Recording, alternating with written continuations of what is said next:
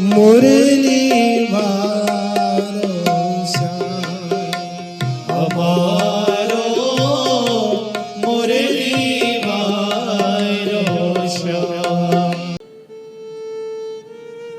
हम लोग बचपन से एक लाइन सुनते आते, हमारे घर में परिवार में लोग गाते, मैं जग में रहूं तो ऐसे रहूं जैसे जल में कमल का फूल खिले। बचपन में तो हम समझते नहीं थे इसका मतलब क्या है, लेकिन इन चरित्रों को, इन कथाओं को पढ़ने के बाद समझ में आया। मांग क्या कर रहे हैं हम भगवान से? हे नाथ, कमल जैसे कीचड़ में रहता है, जल में रहता है, लेकिन कमल जल में रहकर जल से पैदा होकर जल से अलग रहता है।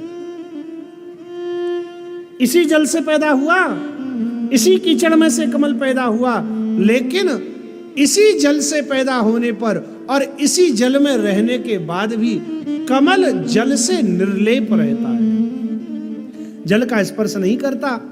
मानो प्रभु हमारा जीवन भी ऐसा बना दो, इस संसार में तो हम रहें, घर में तो रहें, परिवार में तो रहें, लेकिन ये घर परिवार सब हम में न रहने पावे, हम में तो केवल आप ही रहो प्रभु।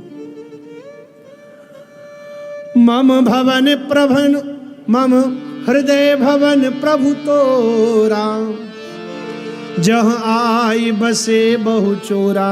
गोस्वामी जी महाराज विनय पत्रिका जी में भगवान श्री राम को कहते हैं, नाथ मेरा हृदय है तो आपका मंदिर, लेकिन इसमें काम क्रोध लोभ मोह मद मत्सर ईर्ष्या द्वेष आदि बहुत शत्रुओं ने आकर के डेरा बना लिया है। ये तो बड़ी बुरी बात है भैया। सामर्थ्यशाली मालिक के रहते, सामर्थ्यशाली घर के स्वामी के रहते यदि उस घर में दूसरों का कब्जा हो जाए तो इसमें तो मालिक की नाक कट जाएगी। मम हृदय भवन प्रभु तोरा, जहाँ आई बसे बहु चोरा। हे नाथ, ये भवन है तो आपका ही मंदिर, ये हृदय आपका भवन है, आपका घर है, आपका निवास स्थान है, लेकिन इसमें बहुतों ने, चोरों ने डेरा जमा लिया है। इसलिए महाराज आप ही संभालो अपने घर को, हमसे नहीं संभलता।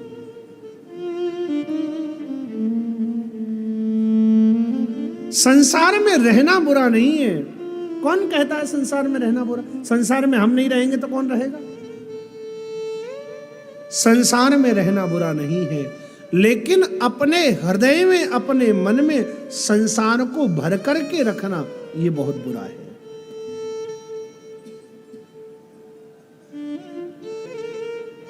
जिसका जीवन ऐसा है उसे छोड़ते देर नहीं लगती, और यही कारण है इन भगवत भक्त महापुरुषों ने जीवन पर्यंत दुस्त्यज राज्य लक्ष्मी का भोग किया। क्या भरत जी महाराज जैसे राजा के पास में विषय भोगों की कमी थी? जो संपूर्ण वसुधा के, संपूर्ण पृथ्वी के एकमात्र चक्रवर्ती छत्रपति सम्राट थे, उनके यहां भोगों की कमी थोड़ी ही थी। लेकिन समय आने पर जब एक उम्र आ गई, तब अपने बालकों को राज्य सौंप करके बन जाने में उन्हें एक क्षण नहीं लगा। और ऐसा वही कर सकता है जो इस संसार को अपना नहीं मानता। जो संसार को अपना मानता है, संसार में हमारा जो ये मेरापन है ना, ये मेरा है, ये साड़ी मेरी, ये घर मेरा, ये गाड़ी मेरी, ये मकान मेरा, ये मेरापन हमें बांधे हुए है। ये मेरापन बड़ा खतरनाक है। दुख हमें तभी तक होता है जब तक हम इन सबको अपना समझते हैं, ये मेरा है। लेकिन जब वह मेरापन समाप्त हो जाता है, हम ये नहीं समझते ये मेरा नहीं, ये सब भगवान का है। ये घर, ये परिवार, ये गाड़ी, ये कारोबार, ये सब भगवान का है। मैं नहीं, मेरा नहीं, ये तन किसी का है दिया, जो कुछ भी मेरे पास है ये धन किसी का है दिया। अच्छा तुम्हारा होता तो तुम साथ लेकर नहीं आते? अरे शरीर पर लगोटी तो थी नहीं, लाओगे क्या भट्टी की राख? जब पैदा हुआ तब नंगे थे और जाओगे तब नंगे रहोगे। शरीर के कफन को भी लोग खींच लेंगे। कैसे कहते हो ये मेरा, ये मेरा, ये मेरा? कुछ नहीं है तेरा। मैं नहीं, मेरा नहीं, ये तन किसी का है दिया। जो कुछ भी मेरे पास है वो धन किसी का है दिया। विलंब तो बहुत हो रहा है, लेकिन फिर भी प्रसंग पर एक बात याद आ गई तो आपको सुना देता हूं। हमारे पूज्य पिताश्री एक दृष्टांत दिया करते थे। एक सेठ जी नगर में रहते थे, महानगर में। बहुत बड़ा गल्ले का व्यापार था, गेहूं का बहुत लंबा चौड़ा व्यापार। ठंडी के दिन थे, रात्रि का समय था।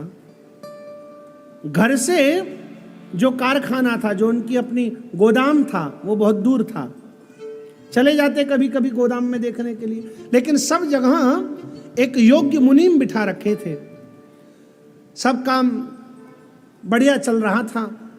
एक दिन रात्रि के 11:30 बजे का समय, सर्दी पड़ रही थी घनघोर। मोबाइल का जमाना तो था नहीं तब, हाँ, पर लोगों के घर में PNT फोन आ गए थे। तो 11:30 बजे सो रहे थे सेठ जी आनंद से। बढ़िया आलू के पराठे और बथुए का रायता खा करके नींद ले रहे थे। सो रहे थे तो सोते सोते अचानक घंटी सुनाई पड़ी फोन की। सेठ जी घबराकर उठे और उठकर सेठ जी ने घड़ी देखी। सबसे पहले घड़ी में बजे थे 11:30। सेठ जी घबराए, इतनी रात में, ठंडी की रात, किसका फोन? फोन उठाया, पूछा भैया कौन? सामने से आवाज आई मुनीम जी की। मुनीम जी का फोन था गोदाम से। रात्रि के 11:30 बजे मुनीम जी का फोन सुनकर सेठ जी घबरा गए। सेठ जी से पूछा, सेठ जी ने पूछा मुनीम जी से, मुनीम जी क्या बात, आज इतनी आधी रात में क्यों याद किया? मुनीम जी बोले, सेठ जी क्या कहूं, हमारे गोदाम में कुंटलों गेहूं भरा हुआ था और न जाने कैसे गेहूं के गोदाम में आग लग गई। सेठ जी के हाथ से मोबाइल तो गया छूट, और घनघोर ठंडी की रात में, दिसंबर और जनवरी की रात में, सर से लेकर और पैर के अंगूठे तक पसीना पसीना हो गए सेठ जी। अचानक बिजनेस में घाटा लगे तो महाराज बड़े बड़े स्थिति बिगड़ जाती। पत्नी उठी, पूछा, घबरा रहे हैं सेठ जी, लाखों का नुकसान हो गया।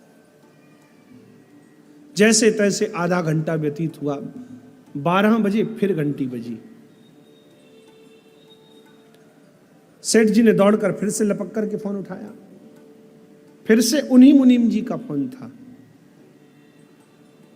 अब की बार सेठ जी ने जैसे ही मुनीम जी की आवाज सुनी, छूटते ही चिल्लाए और बोले, मुनीम जी पहले तो गोदाम में आग लगी थी, सारा गेहूं जल गया, अब क्या तुम में भी आग लग गई? मुनीम जी ने सेठ जी को थोड़ा धैर्य दिलाया और बोले, महाराज सेठ जी हमारी बात तो सुनो, हमने अपना बही खाता चेक किया, गेहूं से, कुंटलों गेहूं से भरे हुए गोदाम में आग तो लगी, लेकिन आग तब लगी जब उस सारे गेहूं का सौदा हो चुका था और उस गेहूं का पैसा हमारे खाते में जमा हो चुका था। अब तो सेठ जी प्रसन्न हो गए। सामने वाली पार्टी का गेहूं बिक गया, हमारा है नहीं, अब उसमें आग लगे, वो गले सड़े भीगे, हमको क्या लेना देना। तो ये बात तो बड़ी साधारण दिखलाई पड़ रही है, लेकिन रहस्य बड़ा गहरा है। सेठ जी को दुख तब तक हो रहा था जब तक सेठ जी उस गेहूं को अपना समझ रहे थे। जब तक सेठ जी को यह लगता था ये गेहूं मेरा है, तब तक उसके मिटने का दुख होता था। लेकिन जब यह मालूम पड़ गया ये गेहूं मेरा नहीं है, किसी दूसरे का है, अब सड़े गले कुछ भी हो, हमको क्या फर्क पड़ता है। ऐसे ही जब तक संसार को हम अपना समझ करके पकड़े रहेंगे, ये मेरा है, ये मेरी पत्नी, ये मेरा परिवार, ये मेरी गाड़ी, ये मेरा कारोबार, तब तक दुख होगा।